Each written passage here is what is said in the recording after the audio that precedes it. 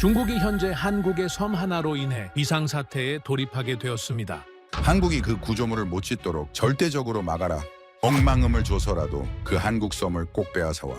불과 10여 년 전 서해 최전선의 한 한국 무인도 섬주인에게 여러 차례나 했던 거액의 매수 제안. 바로 서해안 한가운데에 박혀있는 한국 섬 병렬비열도였습니다.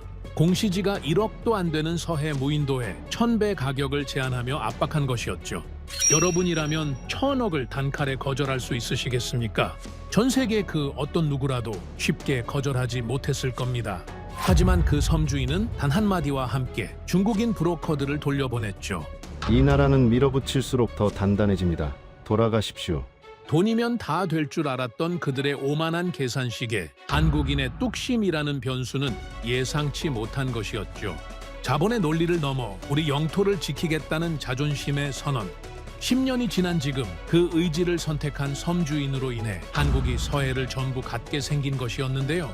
하지만 이곳에는 더 충격적인 비밀이 숨겨져 있었습니다. 바로 그 섬 앞에 서해를 완벽히 장악할 거대한 요새가 건설 중이라는 것. 중국을 현재 안절부절하게 만든 그 구조물은 무엇이고 그 섬의 가치는 도대체 얼마나 되는 것이었을까요? 이야기를 시작하기 앞서 사연 속의 제작에 힘이 되는 구독과 좋아요 부탁드립니다. 한국을 응원하신다면 대한민국 화이팅이라고 아래 댓글로 남겨주세요. 지금 얼마라고 하신 겁니까? 1000억이라고요? 새벽 2시 서울 호텔 객실에서 저는 전화기를 귀에 댄 채 얼어붙었습니다. 저는 해안경비와 해양안보 분야에서 평생을 보낸 로건 제임스입니다. 미 해안경비대에서 22년을 복무했고 태평양 사령부 해양안보 자문관으로 6년을 일했습니다. 지금은 국제 해양안보 컨설턴트로 활동하며 동아시아 해양 분쟁을 연구하기 위해 한국에 장기 체류 중이었죠. 그날 밤 제게 전달된 보고는 단 한 줄이었습니다. 서해 전략 요충지 사유지에 1000억 원 제안이 확인됐다는 내용이었습니다. 저는 잠에서 완전히 깨어났습니다. 공시지가 1억도 안 되는 무인도에 1000억 원이라니. 제안 금액은 원래 가격의 무려 1000배가 넘었습니다. 뭔가 심상치 않았습니다. 저는 즉시 노트북을 열어 위성 지도를 띄웠습니다. 병렬비열도 서해 한가운데 떠있는 작은 바위섬이었습니다. 화면을 확대하고 좌표를 확인했습니다. 그리고 붉은 펜을 꺼내 직선 거리를 계산하기 시작했습니다. 병렬비열도에서 중국 산둥반도까지의 거리, 정확히 268km. 머릿속으로 재빨리 계산이 돌아갔습니다. 만약 이곳에 고성능 레이더를 설치한다면 탐지 범위는 약 400km까지 확보 가능했습니다. 그 순간 등골이 서늘해졌습니다. 이건 단순한 부동산 거래가 아니었습니다. 전진기지 매입 시도였습니다. 저는 의자에 깊이 몸을 기댄 채 천천히 숨을 내쉬었습니다. 지난 수십 년간 저는 전 세계 해안 분쟁 지역을 분석해왔습니다. 남중국해, 동중국해, 인도양, 태평양 곳곳에서 벌어지는 회색지대 전략을 연구했죠. 회색지대 전략? 전쟁도 아니고 평화도 아닌 그 애매한 경계에서 상대를 압박하는 방식입니다. 총 한 발 쓰지 않고 영향력을 확대하는 전술이었습니다. 그리고 저는 중국이 이 전략을 얼마나 치밀하게 사용하는지 너무나 잘 알고 있었습니다. 노트북 화면을 응시하며 저는 과거 중국 해양민병대의 전술 패턴을 떠올렸습니다. 1단계, 민간 자본으로 위장해서 전략 요충지를 매입합니다. 2단계, 기상관측소나 해양연구시설이라는 명목으로 구조물을 설치하죠. 3단계, 태풍 대피나 기상 악화를 이유로 어선들을 집결시킵니다. 4단계, 점차 치외 법권성 공간을 형성해 나갑니다. 5단계, 그렇게 군사적 기정사실을 만들어버립니다. 저는 조용히 중얼거렸습니다. 총 한 발 없이 바다를 빼앗는 방식이라고요. 지도 위에서 경렬비열도는 정말 작은 점에 불과했습니다. 하지만 전략적으로 보면 이 작은 섬은 서해의 빗장이었습니다. 이곳이 넘어가면 서해 전체의 균형이 흔들릴 수 있었습니다. 다음 날 아침 저는 긴급 브리핑에 참석했습니다. 회의실 공기는 무겁게 가라앉아 있었습니다. 정부 관계자들의 표정은 어두웠습니다. 그들이 제시한 자료를 보는 순간 저는 상황의 심각성을 더욱 실감했습니다. 정부가 법적으로 제시할 수 있는 매입 가격은 약 2억 원이었습니다. 공시지가와 감정가를 고려한 적정 가격이었죠. 하지만 중국계 자본이 제안한 금액은 1,000억 원이었습니다. 그 차이는 무려 998억 원이었습니다. 회의실 안은 침묵이 흘렀습니다. 누군가 조심스럽게 말했습니다. 섬주인이 애국심으로 거절할 수도 있지 않겠느냐고요? 저는 고개를 저었습니다. 냉정하게 말했습니다. 숫자만 보면은 승부는 이미 끝났다고요. 제 목소리는 건조했습니다. 감정을 배제하고 오직 데이터로만 판단하는 것, 그게 제 방식이었으니까요. 저는 전 세계 곳곳에서 인간의 선택을 너무 많이 봐왔습니다. 아프리카 해안의 작은 섬, 동남아시아의 전략 요충지, 태평양의 환초들. 결국 승부를 가른 건 언제나 돈이었습니다. 아무리 애국심을 외쳐도, 아무리 주권을 이야기해도 압도적인 금액 차이 앞에서 인간은 약했습니다. 그게 제가 수십 년간 목격한 냉혹한 현실이었습니다. 며칠 뒤 추가 정보가 들어왔습니다. 중국계 브로커가 섬주인에게 접근했다는 보고였습니다. 그 브로커는 단순한 중개인이 아니었습니다. 한국어에 능숙했고 한국 법률의 허점을 정확히 파악하고 있었습니다. 그가 제시한 조건은 더욱 놀라웠습니다. 원하시는 금액을 직접 적으십시오. 백지수표였습니다. 현금 준비는 이미 되어 있으니 빠른 계약을 원한다고 했습니다. 익명 보장은 물론이었습니다. 저는 분석 메모에 이렇게 적었습니다. 이들은 확신하고 있다고요. 결국 인간은 숫자에 굴복한다고 믿고 있다고요. 그날 밤 저는 호텔 창밖으로 서울의 야경을 바라보며 생각에 잠겼습니다. 한국은 참 독특한 나라였습니다. 경제는 강했지만 해양 안보 구조는 취약했습니다. 특히 전략 요충지가 사유지로 묶여 있다는 건 명백한 허점이었습니다. 미국이라면 이런 전략 요충지는 진작에 국가가 관리했을 겁니다. 하지만 한국은 달랐습니다. 사유재산권이 강하게 보호되는 시스템이었고 그게 오히려 안보의 약점이 되고 있었습니다. 저는 냉소적으로 중얼거렸습니다. 중국은 한국의 시스템을 정확히 파고들고 있다고요. 합법적인 매입이라는 명목으로 조용히 전략 공간을 확보하려는 거였습니다. 그리고 솔직히 저는 확신했습니다. 이번에도 결국 돈이 이길 거라고요. 국수 8억 원이라는 압도적인 차이 앞에서 한 개인이 버틸 수 있을 리 없다고 생각했습니다. 저는 노트북을 닫으며 한숨을 내쉬었습니다. 이 작은 섬 하나가 넘어가면 다음은 또 다른 섬이 타겟이 될 겁니다. 그렇게 하나씩 조용히 합법적으로 서해 전략 공간이 잠식될 거였습니다. 그게 제가 예상한 시나리오였습니다. 하지만 며칠 뒤 제게 전화 한 통이 걸려왔습니다. 담당 공무원의 목소리는 떨리고 있었습니다. 섬주인의 답변이 전달됐다는 내용이었습니다. 저는 무심하게 물었습니다. 얼마를 요구했느냐고요? 150억이냐, 200억이냐고요? 하지만 전화기 너머로 들려온 대답은 제 예상을 완전히 벗어난 것이었습니다. 1,000억이어도 안 판다고 했답니다. 중국에는 절대로요? 저는 말을 잇지 못했습니다. 전화기를 귀에 댄 채 몇 초간 얼어붙어 있었습니다. 뭐라고요? 저는 다시 물었습니다. 담당자는 똑같이 반복했습니다. 섬주인은 1,000억 원 제안을 거절했다고요. 중국 사람한테는 절대 팔지 않겠다고 했답니다. 저는 천천히 의자에 앉았습니다. 수십 년간 해안 분쟁을 분석해온 제 경험에서 이런 선택은 거의 존재하지 않았습니다. 아니, 존재한 적이 없었습니다. 8,000배가 넘는 금액을 거절한다고요? 그것도 합법적인 거래를 단지 상대가 중국이라는 이유만으로요? 저는 노트북을 다시 열었습니다. 경렬 비열도의 위성 사진을 바라봤습니다. 작은 바위섬이었습니다. 사람이 살기에도 적합하지 않은 그저 바다 한가운데 떠 있는 돌덩이였습니다. 하지만 그날 밤 그 작은 섬이 제게는 전혀 다르게 보였습니다. 저는 처음으로 제 계산이 틀렸다는 걸 인정해야 했습니다. 돈이 전부가 아니었습니다. 적어도 이 나라에서는요. 그날 밤 저는 잠을 이룰 수 없었습니다. 창밖으로 서울의 불빛들이 반짝이고 있었습니다. 저는 지도를 다시 펼쳤습니다. 경렬 비열돼서 산둥반도까지의 거리 268km, 평택항까지의 거리, 인천항까지의 거리, 레이더 탐지 범위, 함정 출동 시간, 해상 감시 공백 구간, 모든 숫자들이 머릿속에서 돌고 돌았습니다. 하지만 이제 그 숫자들 사이로 다른 변수가 끼어들기 시작했습니다. 인간의 의지라는 제가 계산하지 못했던 변수가요. 저는 노트 한쪽에 이렇게 적었습니다. 한국 재평가 필요. 그리고 그 밤 이후 저의 시선은 완전히 달라지기 시작했습니다. 이 나라에는 제가 이해하지 못했던 무언가가 있었습니다. 단순히 감정적인 애국심이 아니라 더 깊은 곳에서 나오는 본능 같은 것이요. 저는 그게 무엇인지 알고 싶었습니다. 그리고 그 답을 찾는 과정에서 저 자신도 변하게 될 줄은 그때는 몰랐습니다. 1,000억 원이라는 숫자가 제 머릿속을 세게 때렸던 그날 밤. 하지만 더 크게 저를 흔든 건 그 숫자를 거절한 한 사람의 선택이었습니다. 지도 위의 작은 점이 국가의 목숨줄이라는 걸 저는 전문가로서 알고 있었습니다. 하지만 그 목숨줄을 지키는 건 시스템이나 예산이 아니라 결국 사람의 의지라는 걸 깨닫기 시작한 순간이었습니다. 전 세계 어느 해안이든 결국 돈이 이겼습니다.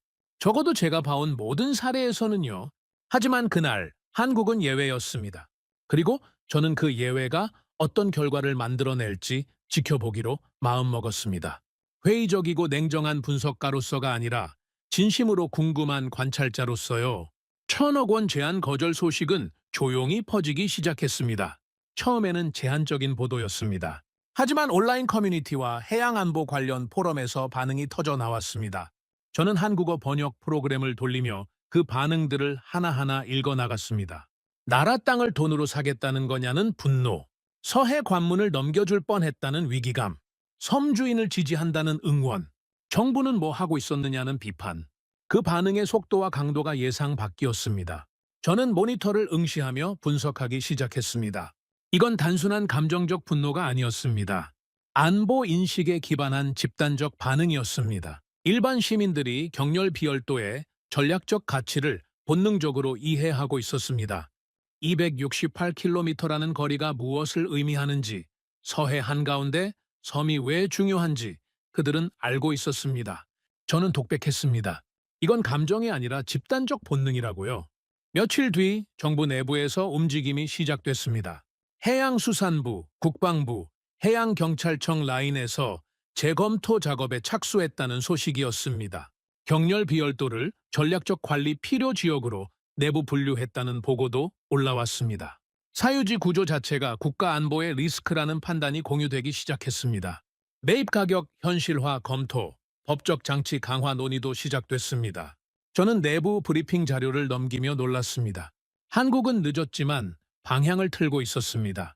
저는 본격적으로 전술 시뮬레이션을 돌리기 시작했습니다. 현재 서해 경비 체계의 한계를 분석했습니다. 가장 가까운 해경 기지에서 경렬 비열도까지의 거리, 3,000톤급 경비함의 평균 속도를 고려한 출동 시간, 약 120분이 소요됐습니다. 왕복이면 4시간이었습니다. 반면 중국 어선들의 평균 철수 시간은 30분에서 40분 정도였습니다. 불법 조업 신고가 들어와도 현장에 도착했을 때는 이미 사라진 뒤였습니다. 결과는 명확했습니다.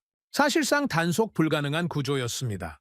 하지만 만약 경렬 비열도에 항만이 건설되고 전진 배치가 이루어진다면 어떻게 될까요? 저는 새로운 시뮬레이션을 돌렸습니다. 출동 시간이 10분 이내로 단축됐습니다. 3,000톤급 함정이 상시 대기했습니다. 헬기 연계도 가능해졌습니다. 레이더 탐지 범위가 확대돼 사전 포착 확률이 급증했습니다. 저는 계산을 멈추고 혼잣말했습니다. 이건 방어가 아니라 판을 바꾸는 구조라고요. 120분이 10분으로 줄어드는 순간 서해는 완전히 다른 공간이 됐습니다. 중국 어선들이 30분 안에 도망갈 수 있던 공간에서 10분 만에 경비함이 도착하는 공간으로요. 그 차이는 단순히 시간 문제가 아니었습니다. 주도권의 문제였습니다. 같은 시기 산둥반도 출항 어선들의 움직임에도 변화가 감지됐습니다. 위성 데이터를 분석하던 저는 패턴 하나를 발견했습니다. 특정 해역으로의 밀집도가 증가하고 있었습니다. 태풍 예보가 있을 때마다 경렬 비열도 인근 접근 빈도가 올라갔습니다. 단속 시도가 있으면 재빨리 흩어지는 패턴도 확인됐습니다. 저는 과거 남중국해에서 봤던 해양민병대의 회색 밀집 전술을 떠올렸습니다. 민간 어선으로 위장하지만 실제로는 조직적으로 움직이는 중운사 조직이었습니다. 그들은 특정 해역에 집중적으로 나타나 기정사실을 만들어갔습니다. 저는 확신했습니다. 그들은 이미 이곳을 전략 공간으로 보고 있었다고요. 한국이 움직이기 전에 중국은 이미 움직이고 있었습니다. 한편 한국 내부에서는 더욱 흥미로운 변화가 일어나고 있었습니다. 섬주인의 거절은 단발성 사건이 아니었습니다. 지역 어민들이 집단으로 지지 선언을 했습니다. 정치권에서도 초당적 발언들이 등장하기 시작했습니다. 영의 기점의 의미가 재조명됐습니다. 전문가 토론 프로그램에서는 국가관리 연안 지정 필요성이 공식 제기됐습니다. 저는 노트에 이렇게 적었습니다. 한국은 시스템보다 여론이 먼저 움직인다고요. 그리고 그 여론이 시스템을 밀어낸다고요. 이건 제가 미국이나 다른 나라에서 본 방식과 완전히 달랐습니다. 보통은 정부가 먼저 판단하고 국민이 따라가는 구조였습니다. 하지만 한국은 반대였습니다.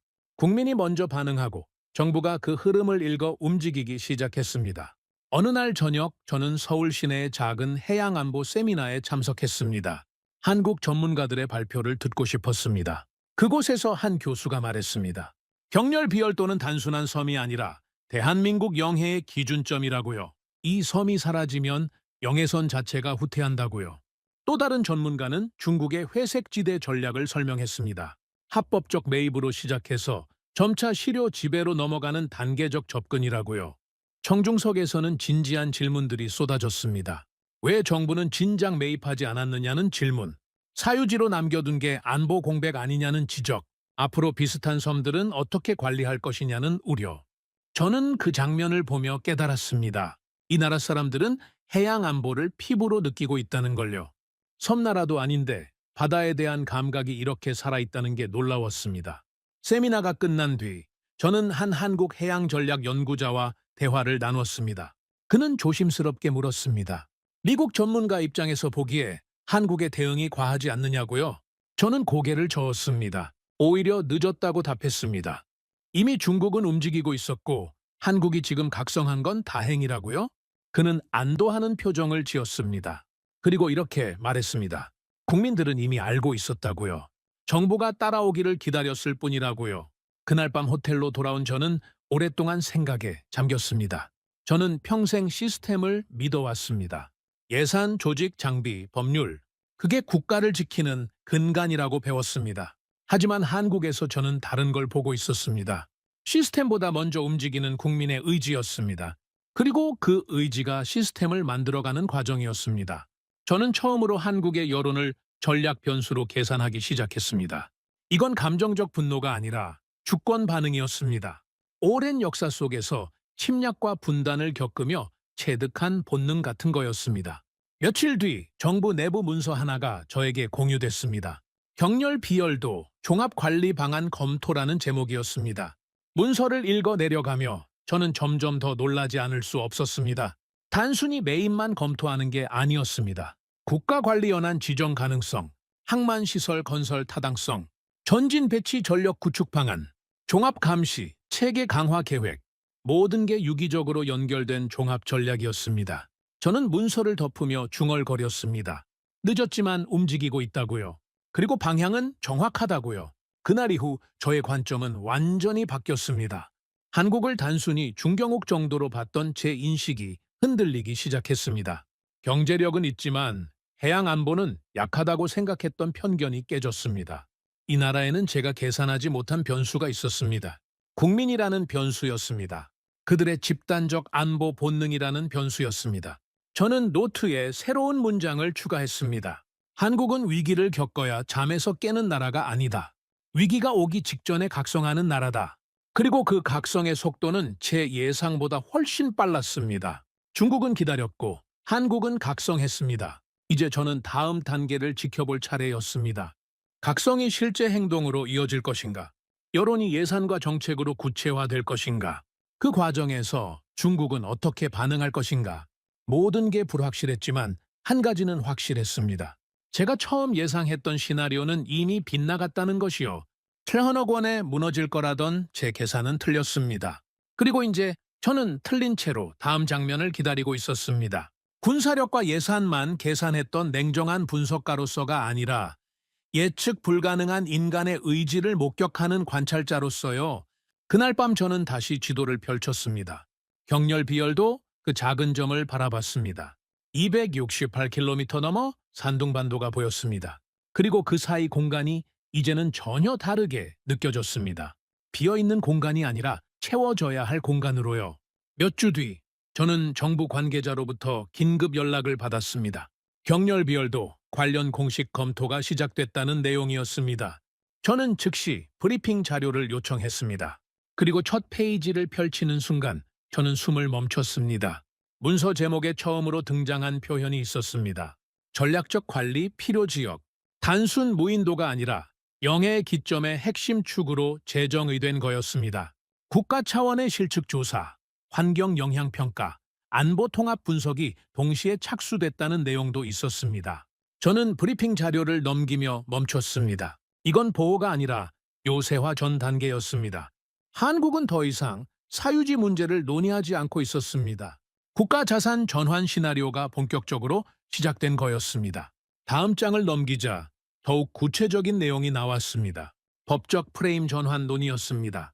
개인 소유 영역에서 국가 직접 관리 영역으로의 전환, 해양수산부, 해양경찰청, 국방부 라인의 협의가 강화되고 있었습니다. 그리고 그 문서 한가운데 저를 놀라게 한 문장이 있었습니다. 항만 건설 가능성 검토.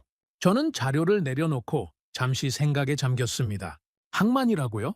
저는 지도를 다시 펼쳤습니다. 경렬 비열대 동그라미를 그렸습니다. 그리고 산둥반도 방향으로 선을 그었습니다. 268km. 만약 여기 항만이 생긴다면 중국의 계산은 완전히 달라질 겁니다. 저는 중얼거렸습니다. 여기 항만이 생기면 중국은 더 이상 계산이 같지 않다고요. 며칠 뒤 더욱 구체적인 정보가 들어왔습니다. 국가관리연안 지정 추진이 공식화됐다는 소식이었습니다. 이건 단순한 행정 조치가 아니었습니다. 법적으로 국가가 직접 관리하는 영역으로 전환하겠다는 선언이었습니다. 개인의 재산권보다 국가 안보가 우선한다는 명확한 메시지였습니다. 저는 미국에서 비슷한 사례를 떠올렸습니다. 전략적 요충지는 국가가 관리한다는 원칙. 한국도 이제 그 원칙을 적용하기 시작한 거였습니다. 늦었지만 방향은 정확했습니다. 그리고 얼마 뒤 제가 가장 놀란 소식이 전해졌습니다. 478억 원 규모의 항만 건설 프로젝트 초안이 나왔다는 겁니다.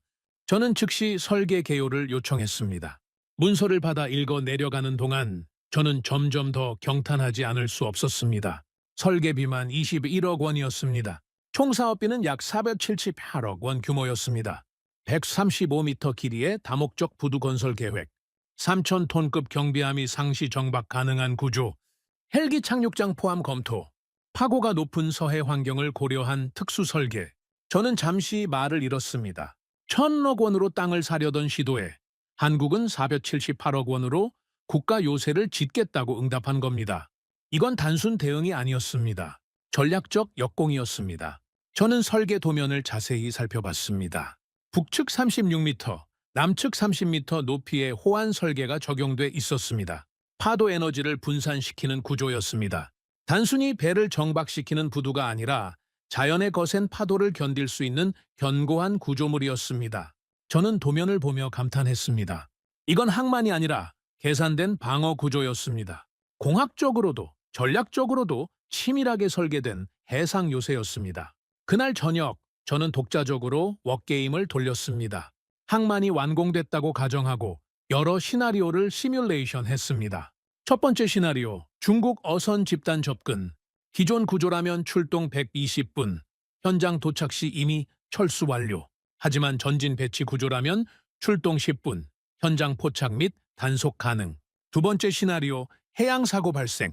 기존 구조라면 구조 시간 지연, 골든타임 놓칠 위험. 전진 배치 구조라면 즉각 대응, 생존율 대폭 상승. 세 번째 시나리오, 감시 공백 구간. 기존에는 레이더 사각지대 존재, 지구 공률로 인한 탐지 한계, 항만의 고성능 감시 장비 배치 시 사각지대 소멸. 모든 시나리오에서 결과는 명확했습니다. 이건 방어선이 아니라 주도권 회수였습니다. 저는 시뮬레이션 결과를 정리하며 중얼거렸습니다. 판이 뒤집힌다고요. 이제 서해는 침투 가능한 공간이 아니라 상시 감시 구역이 됩니다. 중국 어선들이 자유롭게 드나들던 회색 공간이 명확하게 통제되는 공간으로 전환되는 겁니다. 며칠 뒤 저는 한국해양경찰청 관계자를 만났습니다. 그는 조심스럽게 저에게 물었습니다. 미국 전문가 입장에서 볼 때 이 프로젝트가 현실적으로 가능하냐고요. 저는 고개를 끄덕였습니다. 기술적으로 충분히 가능하다고 답했습니다. 그리고 덧붙였습니다. 문제는 기술이 아니라 의지라고요. 그는 안도하는 표정을 지었습니다. 그리고 이렇게 말했습니다. 국민들이 지켜보고 있다고요. 정부는 이제 물러설 수 없다고요. 저는 그 말을 듣고 다시 한번 깨달았습니다. 한국에서는 여론이 추진력이라는 걸요. 정부가 무언가를 결정하면 국민이 따르는 게 아니라 국민이 요구하면 정부가 실행하는 구조였습니다. 그날 밤 저는 노트북 앞에 앉아 긴 글을 썼습니다.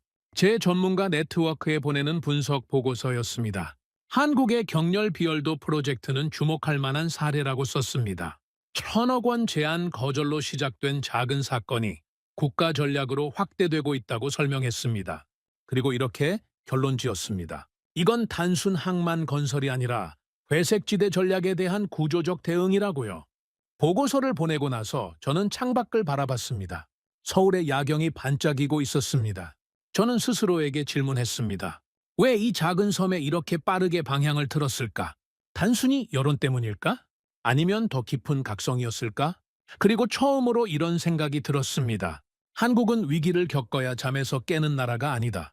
위기가 오기 직전에 각성하는 나라다. 1,000억 원 제한이라는 위기 신호를 감지하고 그 위기가 현실화되기 전에 구조를 바꾸기 시작한 겁니다. 저는 더 이상 외부 관찰자가 아니었습니다. 이 변화를 기록해야 한다는 사명감이 생겼습니다. 해양안보 전문가로서 이 사례는 전 세계에 알려질 가치가 있었습니다. 며칠 뒤 저는 정부 관계자들과의 회의에 참석했습니다. 그곳에서 저는 솔직하게 의견을 말했습니다. 이 프로젝트는 기술적으로 타당하다고요. 전략적으로도 필수적이라고요. 하지만 한 가지 우려도 전했습니다. 중국의 반응을 예상해야 한다고요. 그들은 이 프로젝트를 가만히 지켜보지 않을 거라고요. 회의실 분위기가 잠시 무거워졌습니다. 하지만 한 국방부 관계자가 말했습니다. 그래도 해야 한다고요. 지금 하지 않으면 영원히 기회가 없을 수도 있다고요. 저는 고개를 끄덕였습니다. 그의 말이 맞았습니다. 전략적 기회의 창은 언제나 짧았습니다. 지금 움직이지 않으면 다음엔 더 큰 대가를 치러야 할 겁니다. 회의가 끝난 뒤 저는 혼자 남아 생각에 잠겼습니다. 478억 원. 미국 기준으로는 그리 큰 예산이 아니었습니다. 하지만 그 의미는 금액을 훨씬 넘어섰습니다. 1,000억 원 제안에 맞선 478억 원의 응답. 이건 계산이 아니라 의지였습니다. 돈으로 흔들려고 했던 시도에 구조로 대응한 겁니다. 저는 지도를 다시 펼쳤습니다. 경렬 비열도를 중심으로 원을 그렸습니다. 135m 부두, 3,000톤급 함정, 헬기 착륙장, 고성능 레이더, 서해 한가운데 콘크리트 항공모함이 떠오르는 그림이 보였습니다. 가라앉지 않는 항공모함, 영원히 그 자리를 지키는 전략 플랫폼. 저는 처음으로 한국을 전략국가로 분류했습니다. 단순히 경제력이 강한 나라가 아니라 해양 의지를 가진 나라로요. 그날 밤 저는 오랫동안 잠들지 못했습니다. 머릿속으로 계속 계산이 돌아갔습니다. 478억 원으로 서해의 판을 바꿀 수 있다는 계산, 10분 출동으로 주도권을 회수할 수 있다는 계산, 사각지대 소멸로 완전한 감시망을 구축할 수 있다는 계산. 모든 계산이 들어맞았습니다. 그리고 그 계산의 시작점에는 1,000억 원을 거절한 한 사람의 선택이 있었습니다. 한 사람의 선택이 국가의 전략을 바꿨습니다. 국가의 전략이 지역의 균형을 바꿀 겁니다. 저는 이 과정을 처음부터 끝까지 지켜보고 싶었습니다. 회의적이었던 제 시선이 이제는 기대로 바뀌고 있었습니다. 중국은 매입을 시도했고 한국은 요새를 선택했습니다. 이 작은 섬이 동북아 균형의 축이 될 줄은 처음엔 몰랐습니다. 하지만 이제 저는 확신했습니다. 경렬 비열도는 더 이상 작은 섬이 아니라 전략의 중심이 될 거라고요. 항만 건설 계획이 언론에 공개된 직후였습니다. 저는 위성 데이터 분석 시스템에서 이상 신호를 포착했습니다. 산둥반도에서 출항하는 어선들의 밀집도가 급격히 증가하고 있었습니다. 평소보다 3배 이상 많은 선박들이 특정 좌표 인근으로 모여들었습니다. 저는 모니터를 응시하며 중얼거렸습니다. 이건 우연이 아니라고요? 메시지라고요. 선박들의 움직임을 자세히 분석했습니다. 특정 좌표 인근에서 반복적으로 정박을 시도했습니다. AIS, 즉 선박 자동 식별 장치를 껐다 켰다 반복하는 패턴도 확인됐습니다. 저는 과거 남중국해에서 봤던 해양 민병대의 전술을 떠올렸습니다. 회색 압박이었습니다. 직접적인 충돌은 피하면서 지속적인 존재감으로 상대를 압박하는 방식이었습니다. 법적으로 문제 삼기 어렵지만 심리적 압박은 강력한 전술이었습니다. 저는 긴급 보고서를 작성했습니다. 이건 단순한 조업 활동이 아니라 조직적인 압박 시도라고 평가했습니다. 며칠 뒤 외교 채널을 통한 움직임도 감지됐습니다. 비공식 경로로 환경 훼손 우려가 제기됐다는 소식이었습니다. 국제 해양 생태 보호 이슈를 부각시키기 시작했습니다. 해외 언론 일부에서 군사적 긴장 고조라는 프레임이 확산됐습니다. 한국의 항만 계획을 과잉 대응으로 묘사하는 기사들이 나왔습니다. 저는 분석 보고서에 이렇게 적었습니다. 그들은 총 대신 프레임을 쓴다고요. 여론전과 외교전을 동시에 펼치는 다층적 압박이었습니다. 한편 한국 내부에서도 미묘한 균열이 나타나기 시작했습니다. 4778억이면 너무 과한 예산 아니냐는 주장이 일부에서 제기됐습니다. 섬 하나 때문에 외교 마찰을 키우는 게 맞느냐는 신중론도 등장했습니다. 환경단체 일부에서는 무분별한 개발이라며 반대 목소리를 냈습니다. 정치권 일부에서도 속도 조절이 필요하다는 의견이 나왔습니다. 저는 솔직히 흔들렸습니다. 이 정도 압박이면 보통은 속도를 늦춘다라고 생각했습니다. 전 세계 많은 나라에서 저는 비슷한 패턴을 봐왔습니다. 외부 압박과 내부 회의론이 결합되면 대부분의 프로젝트는 축소되거나 연기됐습니다. 특히 중국과의 관계를 고려해야 하는 나라들은 더욱 신중해졌습니다. 경제적 이해관계가 걸린 경우엔 더더욱 그랬습니다. 저는 한국도 결국 같은 길을 갈 거라고 예상했습니다. 어느 날 저는 현장 시뮬레이션 보고서를 받았습니다. 서해에서 실제로 중국 어선 수십 척이 접근한 상황을 가정한 훈련이었습니다. 결과는 명확했습니다. 기존 구조로는 대응이 불가능했습니다. 출동 명령이 떨어져도 현장 도착까지 2시간. 그 사이 어선들은 이미 사라질 겁니다. 반면 전진 배치 전력은 아직 미완성 상태였습니다. 항만은 설계 단계에 불과했습니다. 지금은 가장 취약한 시기였습니다. 저는 보고서를 덮으며 말했습니다. 지금은 아직 공백이라고요. 완공 전까지가 가장 위험하다고요. 바로 그때 실제 긴박한 상황이 발생했습니다. 서해 현장에서 중국 어선들의 수상한 움직임이 포착됐다는 보고였습니다. 경계선에 근접한 선박들이 집단으로 나타났습니다. 해양경찰이 단속을 예고하는 신호를 발신했습니다. 선박들 간 무전 교신이 포착됐습니다. 몇 분간 팽팽한 대치가 이어졌습니다. 저는 상황실 모니터를 응시했습니다. 손에 땀이 났습니다. 만약 여기서 충돌이 발생하면 모든 계획이 흔들릴 수 있었습니다. 중국은 피해자 프레임을 씌울 것이고 한국은 공격적이라는 비난을 받을 겁니다. 국제 여론도 불리해질 수 있었습니다. 그리고 내부 회의로는 더욱 강해질 겁니다. 긴장된 순간이 이어졌습니다. 하지만 놀랍게도 중국 어선들이 집단으로 선회하기 시작했습니다. 천천히 북상했습니다. 경계선 밖으로 물러났습니다. 충돌은 일어나지 않았습니다. 저는 의자에 깊이 몸을 기대며 숨을 내쉬었습니다. 그들도 선을 넘진 않았다고 중얼거렸습니다. 이건 힘겨루기였습니다. 누가 더 버티는지 시험하는 심리전이었습니다. 다음 날 정부 내부에서 긴급 회의가 열렸다는 소식을 들었습니다. 공사 속도를 늦출 것인가에 대한 논의였다고 했습니다. 외교적 부담을 줄이기 위해 일정을 조정하자는 의견도 나왔다고 했습니다. 저는 솔직히 예상했습니다. 이쯤 되면 한국도 속도를 조절할 거라고요. 대부분의 국가가 그렇게 했으니까요. 하지만 며칠 뒤 전해진 소식은 제 예상을 완전히 벗어났습니다. 계획 유지, 일정 유지, 예산 집행 유지. 한국 정부는 속도를 늦추지 않기로 결정했습니다. 저는 그 결정을 듣고 조용히 고개를 끄덕였습니다. 이제 물러설 수 없는 단계라고 생각했습니다. 여기서 멈추면 모든 게 헛되이 됩니다. 1,000억 원 거절의 의미도 사라집니다.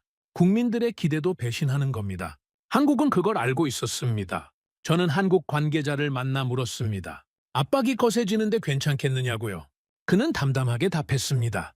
압박이 거세다는 건 우리가 제대로 가고 있다라는 증거라고요. 만약 이 프로젝트가 별 의미 없었다면 그들이 이렇게 반응하지 않았을 거라고요. 저는 그 말을 듣고 놀랐습니다. 압박을 두려움이 아니라 확인의 신호로 받아들이고 있었습니다. 그날 밤 저는 오랫동안 생각했습니다. 한국이라는 나라는 정말 독특했습니다. 위기 앞에서 물러서는 게 아니라 오히려 더 단단해졌습니다. 외부 압박이 거세질수록 내부 결속이 강해졌습니다. 이건 제가 다른 나라에서 본 패턴과 완전히 달랐습니다. 저는 노트에 이렇게 적었습니다. 이 나라는 압박을 받으면 멈추는 게 아니라 더 단단해진다고요. 그 순간 제 냉소는 완전히 무너졌습니다. 저는 더 이상 회의적인 관찰자가 아니었습니다. 이 프로젝트가 성공하기를 진심으로 바라는 사람이 되어 있었습니다. 압박은 포성 없이 다가왔습니다. 바다에서는 선박으로 밀어붙이고 육지에서는 여론을 흔들었습니다. 이쯤 되면 대부분의 국가는 계산기를 다시 두드렸습니다. 정말 이 정도 대가를 치를 가치가 있는가 하고요. 하지만 한국은 계산기를 덮었습니다. 숫자가 아니라 원칙으로 움직였습니다. 그들의 태도에서 저는 낯선 단단함을 느꼈습니다. 완공전이 가장 위험한 시기라는 걸 한국도 알고 있었습니다. 하지만 그 위험을 피하려 멈추는 게 아니라 더 빨리 완공하려 했습니다. 중국은 압박했고 한국은 물러서지 않았습니다. 그리고 저는 그 모습을 지켜보며 변하고 있었습니다. 몇 달 뒤 저는 정부 예산안 발표 현장에 있었습니다. 그리고 그 순간을 직접 목격했습니다. 경렬 비열도 항만 건설 설계비 21억 원이 공식 반영된 순간이었습니다. 총 사업비 약 4,078억 원 규모의 항만 계획이 확정 단계에 진입했습니다. 저는 예산 집행 문서를 확인하며 고개를 끄덕였습니다. 이제 이건 선언이 아니라 구조라고 중얼거렸습니다. 말로만 대응하던 상황이 실제 자본과 시간의 투입으로 전환된 순간이었습니다. 예산이 배정됐다는 건 돌이킬 수 없는 길로 들어섰다는 의미였습니다. 정치적 수사가 아니라 실제 행동으로 옮긴 겁니다. 며칠 뒤 저는 설계한 브리핑에 참석했습니다. 공학팀이 준비한 자료는 놀라울 정도로 치밀했습니다. 경렬 비열도 해역은 서해에서도 파고가 높은 구역이었습니다. 자연 방파 지형이 거의 없었습니다. 겨울철 북서풍이 거세게 불어왔습니다. 태풍 시즌에는 파도 높이가 5m를 넘기도 했습니다. 이런 환경에 항만을 건설한다는 건 결코 쉬운 일이 아니었습니다. 설계팀은 북측 36m, 남측 30m 높이의 호안을 계획했습니다. 파도 에너지를 분산시키는 특수구조를 채택했습니다. 단순히 높게 쌓는 게 아니라 파도의 힘을 흡수하고 분산시키는 설계였습니다. 저는 설계 도면을 보며 감탄했습니다. 이건 항만이 아니라 계산된 방어 구조라고 말했습니다. 한국은 단지 항구를 짓는 게 아니었습니다. 자연을 상대로 전략을 세우고 있었습니다. 바다의 거친 환경 속에서도 버틸 수 있는 영구적인 구조물을 만들고 있었습니다. 브리핑이 끝난 뒤 저는 설계 책임자와 대화를 나눴습니다. 그에게 물었습니다. 왜 이렇게 견고하게 설계했느냐고요. 그는 담담하게 답했습니다. 한 번 지으면 최소 50년은 가야 한다고요. 우리 다음 세대도 사용할 구조물이라고요. 저는 그 말을 듣고 숙연해졌습니다. 이들은 단기적 대응이 아니라 장기적 유산을 만들고 있었습니다. 같은 시기 감시체계 보강 작업도 진행되고 있었습니다. 기존 육지 기반 레이더의 한계가 분석됐습니다. 지구 공률 때문에 수평선 너머는 탐지가 불가능했습니다. 특히 경렬 비열도 넘어 먼 바다는 사각지대였습니다. 하지만 섬의 고지대에 고성능 감시 장비를 배치하면 그 사각지대가 해소됐습니다. 산둥반도에서 출발하는 선박들을 더 일찍 탐지할 수 있었습니다. 저는 시뮬레이션 결과를 보며 숨을 멈췄습니다. 이제 먼저 본다고 중얼거렸습니다. 먼저 보는 쪽이 이긴다고요. 해상 전술의 기본 원리였습니다. 상대보다 먼저 탐지하고, 먼저 판단하고, 먼저 대응하는 쪽이 주도권을 쥡니다. 경렬 비열도에 감시 장비가 배치되면 서해는 더 이상 빈 공간이 아니었습니다. 항상 감시되는 공간으로 변해가고 있었습니다. 투명한 바다였습니다. 숨을 곳이 없는 바다였습니다. 그리고 흥미로운 현상이 포착되기 시작했습니다. 항만 계획이 공개된 이후 중국 어선들의 움직임에 변화가 나타났습니다. 접근거리가 조정되고 있었습니다. 예전에는 경계선 바로 앞까지 다가왔지만 이제는 더 멀리서 선회했습니다. 특정 좌표선 이남으로 우회하는 빈도가 증가했습니다. 집단 정박 시도가 눈에 띄게 감소했습니다. 치고 빠지는 패턴이 신중해졌습니다. 저는 분석 보고서에 이렇게 적었습니다. 그들도 알고 있다고요. 판이 바뀌고 있다는 걸요. 완공도 되지 않았는데 이미 억제 효과가 나타나기 시작한 겁니다. 단순히 항만을 짓겠다는 선언만으로도 상대의 행동이 바뀌었습니다. 이건 물리적 힘이 아니라 심리적 억제였습니다. 앞으로 이곳에 경비함이 상시 배치될 거라는 예상, 10분 안에 출동할 거라는 계산, 더 이상 마음대로 드나들 수 없을 거라는 인식, 그 모든 게 중국 어선들의 행동을 바꾸고 있었습니다. 어느 날 저녁, 저는 서울의 한 세미나에서 발표를 했습니다. 주제는 회색지대 전략과 대응 방안이었습니다. 저는 격렬 비열도 사례를 소개했습니다. 1,000억 원 제안으로 시작된 침투 시도, 한 개인의 거절, 국가의 전략적 대응, 4.78억 원 항만 건설 계획, 그리고 이미 나타나기 시작한 억제 효과. 청중들은 집중해서 들었습니다. 발표가 끝난 뒤 한 청년이 손을 들었습니다. 질문했습니다. 미국이었다면 어떻게 대응했을 것 같으냐고요. 저는 잠시 생각하다가 답했습니다. 미국이었다면 애초에 이런 상황이 오지 않았을 거라고요. 전략 요충지는 처음부터 국가가 관리했을 테니까요. 하지만 한국은 달랐다고 말했습니다. 사유지로 남겨뒀던 구조적 취약점을 국민의 각성과 정부의 결단으로 메우고 있다고요. 그리고 이건 어쩌면 더 강력한 메시지일 수 있다고 덧붙였습니다. 국가의 강제가 아니라 국민의 의지로 시작된 변화이기 때문이라고요. 청중들이 박수를 쳤습니다. 저는 그 박수 소리를 들으며 생각했습니다. 이 나라 사람들은 자신들이 무엇을 하고 있는지 정확히 알고 있다고요. 며칠 뒤 저는 처음으로 이 프로젝트를 공식적으로 정의했습니다. 국제해양안보 세미나 발표 자료에 이렇게 썼습니다. 가라앉지 않는 항공모함, 수조 원짜리 함정을 건조하는 대신 478억 원으로 서해 한가운데 영구 전진기지를 만든다고요. 함정은 언젠가 노후화되고 퇴역합니다. 하지만 섬은 가라앉지 않습니다. 항만은 영구적입니다. 콘크리트로 된 항공모함은 태풍이 와도 파도가 쳐도 그 자리를 지킵니다.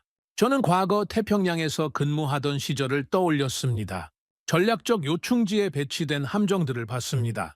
하지만 함정은 연료가 필요했고 승조원이 교대해야 했고 정비를 위해 귀향해야 했습니다.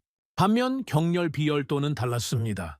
24시간 365일 그 자리에 있을 겁니다. 움직이지 않는 전략 거점이었습니다. 저는 중얼거렸습니다. 이건 함정 한 척보다 오래 간다고요. 그 순간 저는 확신했습니다. 이건 단순 대응이 아니라 전략적 역전이라고요. 중국이 돈으로 침투하려 했던 공간을 한국이 구조로 막아낸 겁니다. 회색지대 전략에 대한 완벽한 구조적 대응이었습니다.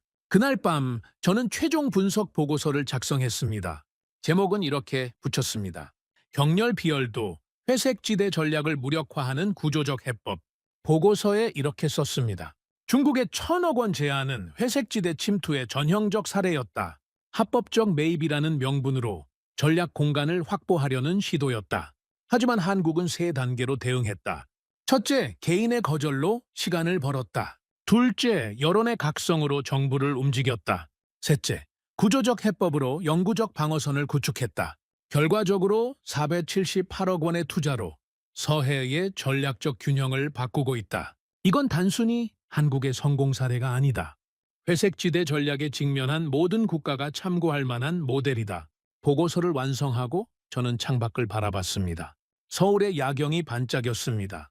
저 불빛들 너머 서해 한가운데에서 작은 섬이 요새로 변해가고 있었습니다. 바다는 숫자로 계산되고 있었습니다. 출동 시간 10분, 감시 범위 400km, 부두 길이 135m, 파고 대비 호환 높이 36m. 한국은 감정이 아니라 구조로 대응했습니다. 이건 섬이 아니라 전략 플랫폼이었습니다. 그리고 중국 어선들은 이미 물러나기 시작했습니다. 완공도 되지 않았는데 말이죠. 저는 서해에서 판이 뒤집히는 소리를 들었습니다. 조용하지만 확실한 구조적 변화의 소리였습니다. 중국이 돈으로 흔들려 했던 섬은 한국의 의지로 요새가 되어가고 있었습니다. 그리고 저는 그 과정을 처음부터 끝까지 지켜본 증인이었습니다. 몇 달이 흘렀습니다. 공사 진행률이 70%를 넘어섰다는 보고를 받았습니다. 항만의 기본 골격이 완성되어 가고 있었습니다. 하지만 바로 그때 위기가 찾아왔습니다. 대형 태풍이 북상하고 있다는 예보가 발표됐습니다. 태풍의 경로는 산둥반도를 거쳐 서해로 향하고 있었습니다. 저는 기상 데이터를 분석하며 불안한 예감이 들었습니다. 그리고 그 예감은 틀리지 않았습니다. 산둥반도에서 수십 척의 어선이 출항했다는 보고가 들어왔습니다. 기상 악화 대비 임시 정박이라는 명분이었습니다. 하지만 그 선박들의 목적지가 문제였습니다. 경렬 비열도 인근 해역이었습니다. 저는 모니터를 보며 낮게 말했습니다. 이건 우연이 아니라고요? 완공 전을 노린다고요. 완공되기 전이 가장 취약한 시기였습니다. 항만은 아직 완성되지 않았고 경비 전력도 전진 배치되지 않았습니다. 중국은 그걸 정확히 알고 있었습니다. 일부 선박의 AIS 신호가 불안정했습니다. 위치 정보가 끊겼다가 다시 나타나기를 반복했습니다. 이건 의도적인 패턴이었습니다. 추적을 어렵게 만드는 전술이었습니다. 저는 긴급 보고서를 작성했습니다. 이건 단순한 태풍 대피가 아니라 조직적인 접근 시도라고 평가했습니다. 한국 정부도 즉각 대응에 나섰습니다. 해양경찰청과 국방부 라인이 긴급 협조 체계를 가동했습니다. 하지만 딜레마가 있었습니다. 항만은 아직 미완공이었습니다. 전진 배치가 불가능했습니다. 기존 기지에서 출동하려면 약 2시간이 소요됐습니다. 왕복이면 4시간이었습니다. 반면 중국 어선들의 예상 체류 시간은 30분에서 40분 정도였습니다. 저는 계산기를 내려놓았습니다. 지금은 여전히 공백 구간이라고 중얼거렸습니다. 전략은 완성 직전이 가장 위험하다는 걸 저는 너무나 잘 알고 있었습니다. 긴급 대책회의가 소집됐습니다. 저도 자문으로 참석했습니다. 회의실 분위기는 긴장감으로 가득했습니다. 해경은 가용 전력을 최대한 동원하겠다고 했습니다.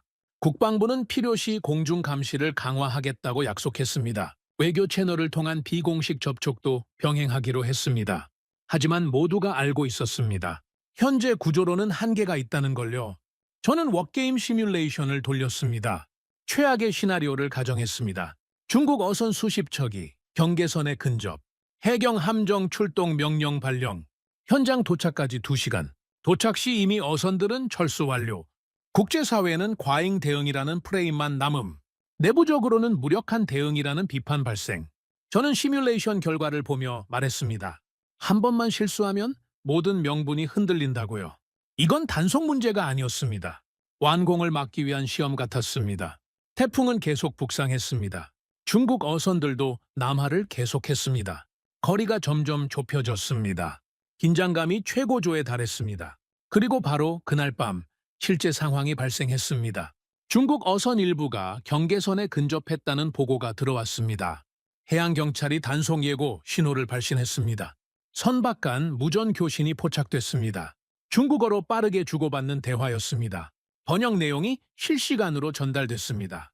멈추라는 지시, 아니다. 조금 더 가까이 가라는 명령, 다시 후퇴 지시. 혼선이 있는 것 같았습니다. 몇 분간 팽팽한 대치가 이어졌습니다. 저는 상황실 모니터를 응시했습니다.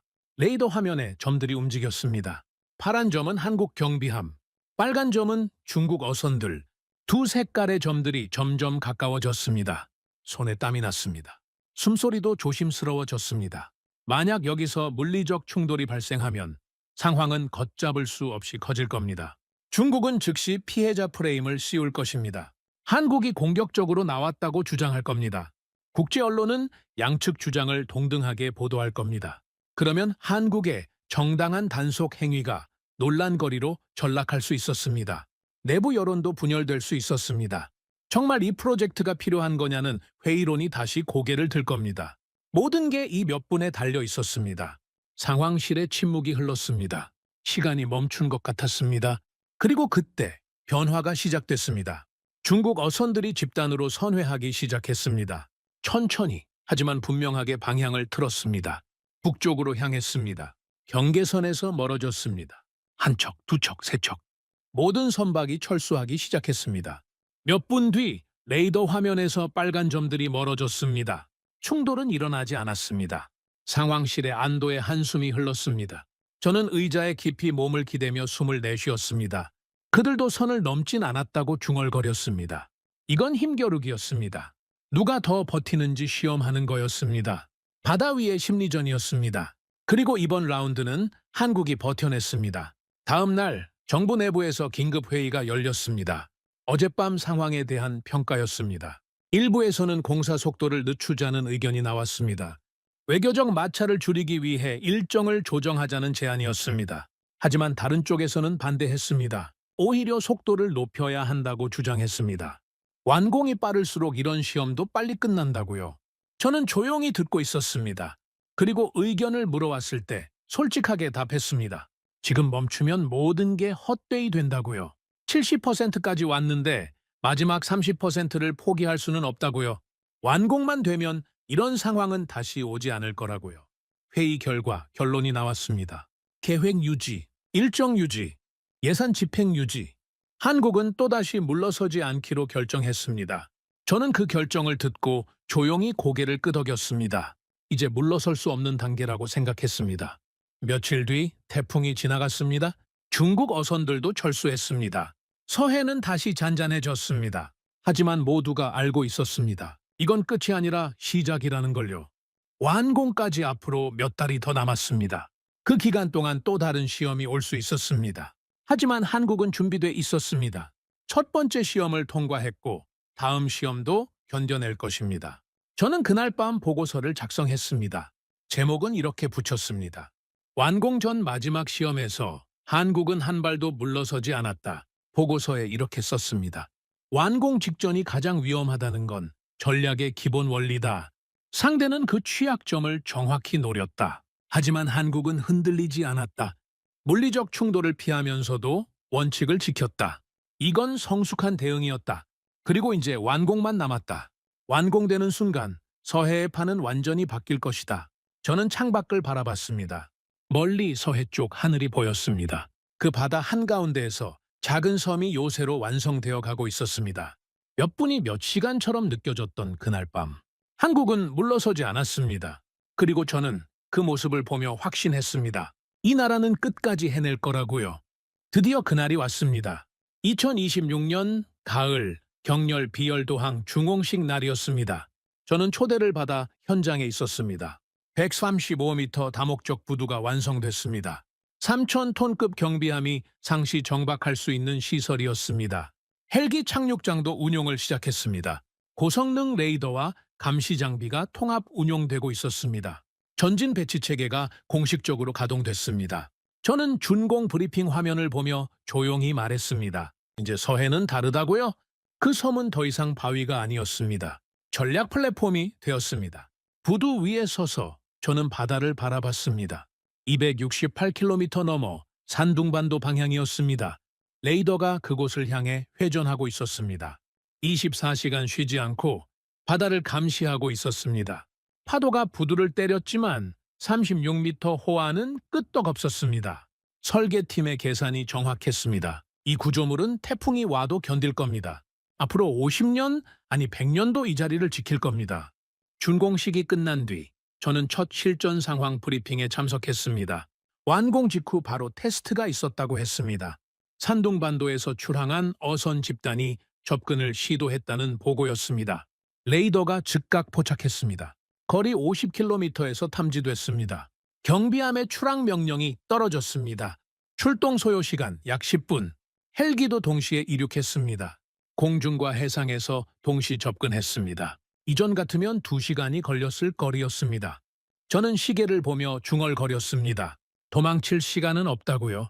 브리핑 자료를 넘겨보니 결과가 나와 있었습니다. 경비함이 현장에 도착하기 전에 중국 어선들이 급선회했다고 했습니다. 집단으로 방향을 틀었습니다. 경계선 이북으로 이동했습니다. 불법 조업 시도는 발생하지 않았습니다. 보고서에 기록된 한 줄이 인상적이었습니다. 접근 후 즉각 이탈. 저는 그 문장을 여러 번 읽었습니다. 이건 단속이 아니었습니다. 억제의 완성이었습니다. 실제로 충돌할 필요도 없었습니다. 그저 10분 안에 도착할 수 있다는 사실만으로 상대의 행동이 바뀌었습니다. 이게 바로 전략적 억제력이었습니다. 며칠 뒤 저는 종합 분석 보고서를 작성하기 시작했습니다. 완공 전후의 데이터를 비교했습니다. 서해 사각지대가 사실상 소멸됐습니다. 레이더 커버리지가 400km까지 확대됐습니다. 중국 해양민병대의 활동 방향이 조정됐습니다. 경계선 근접 빈도가 70% 감소했습니다. 국내 불법 조업 단속 성공률이 85%까지 상승했습니다. 해상사고 대응 시간이 평균 90분 단축됐습니다. 응급환자 이송 골든타임 확보율이 95%를 넘어섰습니다. 저는 분석표를 내려다보며 인정했습니다. 이건 단순 항만 건설이 아니라고요. 해양 주도권 회수라고요. 숫자가 명확하게 증명하고 있었습니다. 478억 원의 투자로 서해 전체의 구조가 바뀌었습니다. 그날 저녁 저는 한국해양전략연구소 세미나에서 발표했습니다. 주제는 경렬 비열도 프로젝트의 전략적 의미였습니다. 저는 처음으로 공개석상에서 고백했습니다. 제가 한국을 과소평가했다고요. 1,000억 원 앞에서 흔들릴 거라 생각했다고요. 외교 압박의 속도를 늦출 거라 예상했다고요. 하지만 한국은 팔지 않았고 멈추지 않았고 끝까지 완성했다고요. 청중석이 조용해졌습니다. 저는 계속 말했습니다. 제가 평생 분석해온 해안 분쟁에서 결국 돈이 이기는 경우가 대부분이었다고요. 하지만 한국은 예외였다고요. 여기서는 의지가 돈을 이겼다고요. 그리고 그 의지가 구조로 완성됐다고요. 청중들이 박수를 쳤습니다. 발표가 끝난 뒤 한 기자가 질문했습니다. 전문가 입장에서 볼 때 이 프로젝트를 어떻게 평가하느냐고요. 저는 잠시 생각하다가 답했습니다. 이건 교과서에 실릴 만한 사례라고요. 회색지대 전략에 대한 완벽한 구조적 대응이라고요. 그리고 덧붙였습니다. 앞으로 저는 이 사례를 전 세계에 소개할 거라고요. 해양 분쟁에 직면한 다른 나라들도 배울 수 있도록요. 그날 밤 저는 최종 기록을 남겼습니다. 개인 노트에 이렇게 썼습니다. 한국은 해양 의지를 가진 나라다. 단순히 경제 대국이 아니라 전략적 사고를 가진 국가다. 1,000억 원으로 사려던 섬은 결국 서해의 불침 항모가 되었다. 그리고 저는 제 평생 가장 의미 있는 프로젝트를 목격했다. 며칠 뒤 저는 경렬 비열도를 직접 방문했습니다. 헬기를 타고 섬에 착륙했습니다. 부두를 걸었습니다. 레이더 시설을 둘러봤습니다. 경비함 승조원들을 만났습니다. 그들은 자부심이 가득한 표정이었습니다. 한 젊은 해경관이 저에게 말했습니다. 이제 우리 바다를 제대로 지킬 수 있게 됐다고요. 저는 고개를 끄덕였습니다. 그리고 물었습니다. 이 섬이 팔릴 뻔했다는 거 아느냐고요. 그는 알고 있다고 했습니다. 1,000억 원 제한이 있었다는 것도요. 하지만 섬 주인이 거절했다는 것도요. 그래서 우리가 지금 여기 서 있을 수 있다고요.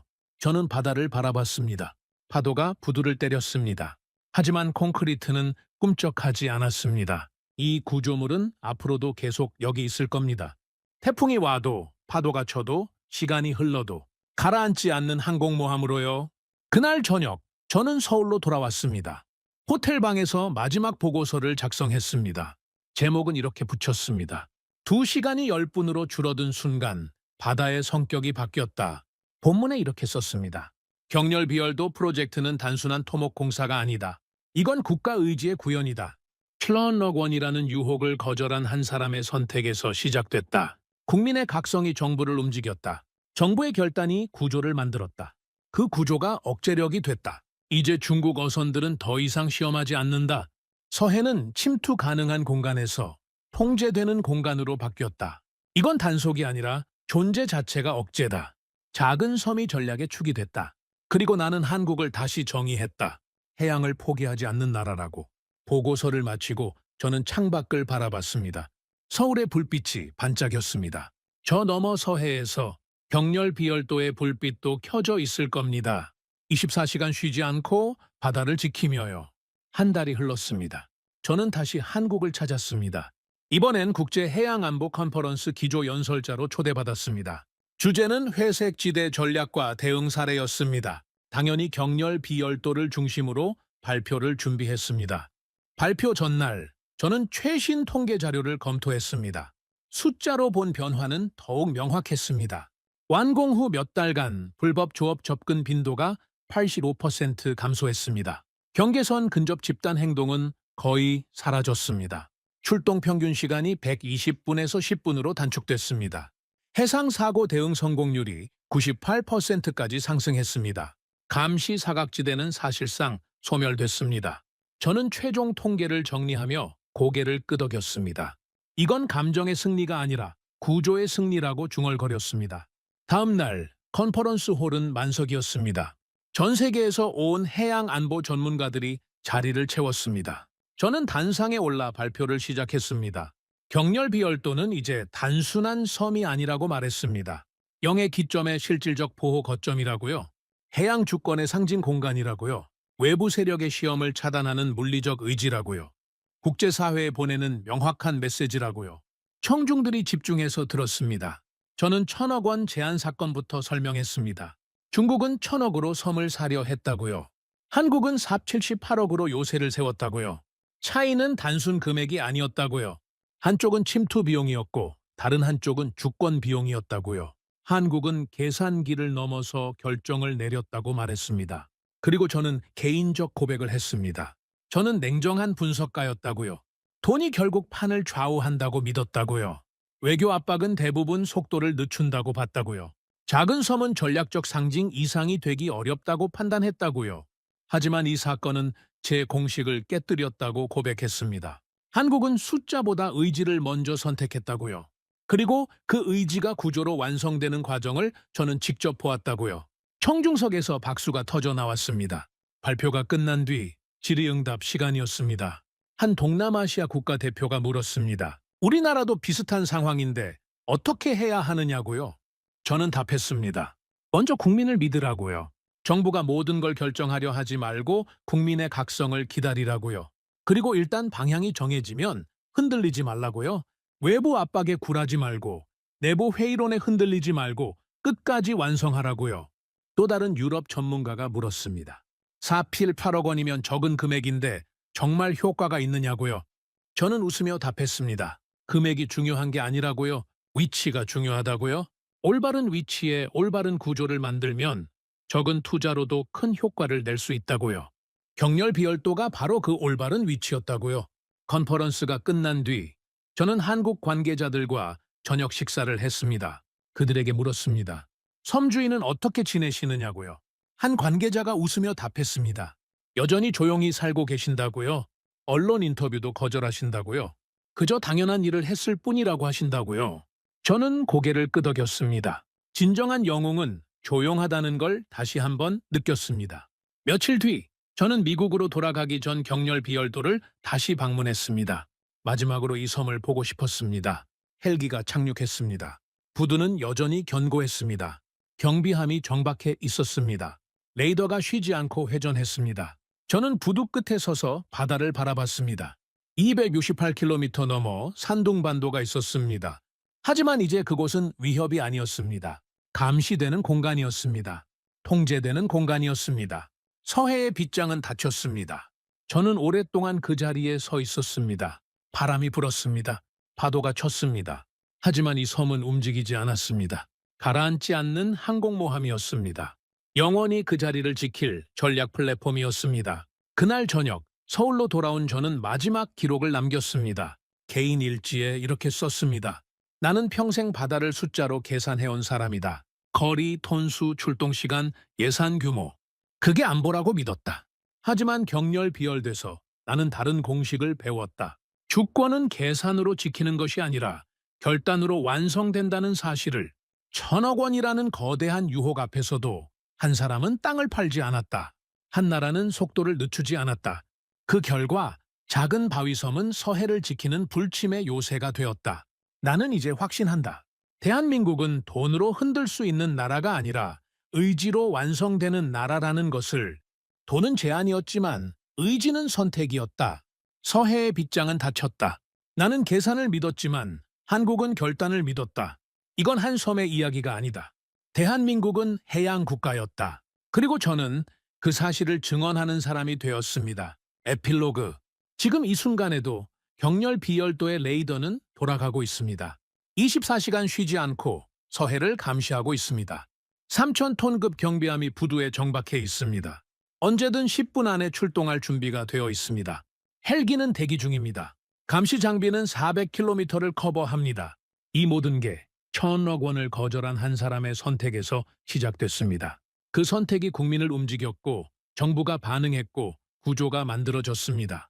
478억 원의 투자로 서해의 판이 바뀌었습니다. 이제 저는 전 세계 어디를 가든 이 이야기를 합니다. 돈보다 강한 게 있다고요? 의지라고요. 그리고 그 의지가 구조가 될 때 진정한 변화가 일어난다고요. 한국은 그걸 증명했습니다. 작은 섬 하나로 해양 국가의 본질을 보여줬습니다.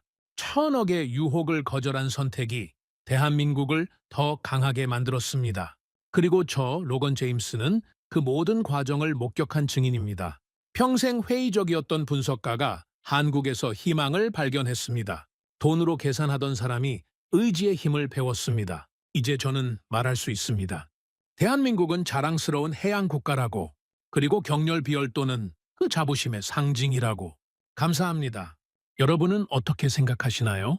만약 여러분이 그 섬주인이었다면 1,000억 원을 거절할 수 있었을까요? 대한민국은 국민 한 사람 한 사람의 의지로 만들어지는 나라입니다. 그 의지가 모여 국가를 지키고 미래를 만들어갑니다. 구독과 좋아요로 응원해 주시면 더욱 재미있는 이야기로 찾아뵙겠습니다. 해외 감동 사연을 소개해드리는 스페셜 코리아였습니다. 감사합니다.